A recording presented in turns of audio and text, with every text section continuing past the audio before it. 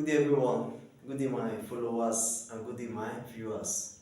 Today is another episode on my physics calculation. So today I'll be taking this particular topic, machine, and under it we're going to treat velocity ratio of an inclined plane. And this is a past question JAMB. It came out 1990 and it also came out 2009. And question 12. Okay, sit down, relax and watch. If a heavy barrel is rolled up a plane inclined at 30 degrees to the horizontal, its velocity ratio will be 3, 3.1, 3.2, 2.0. So we are meant to find the velocity ratio of this barrel that is inclined to the horizontal at 30 degrees. Okay, so for us to understand the question very well, I'm going to draw a simple diagram, a right angle triangle. So this is a right angle triangle. Okay, so it's inclined. So this is the barrel. Okay, so it's more like it's being rolled up. So it's more like a person is rolling this barrel up.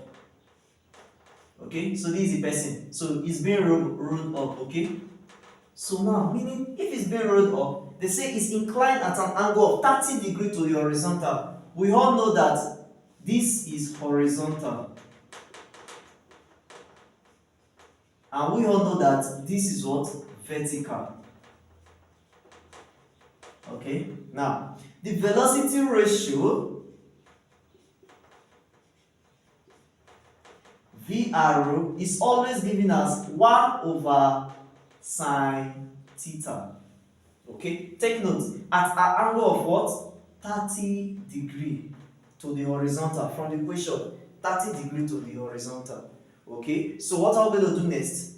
So meaning this our angle here is 30 degrees. So we're going to say 1 over sine 30. So we put it there, 1 over, so get your calculator, sine 30, you're going to have 0.5.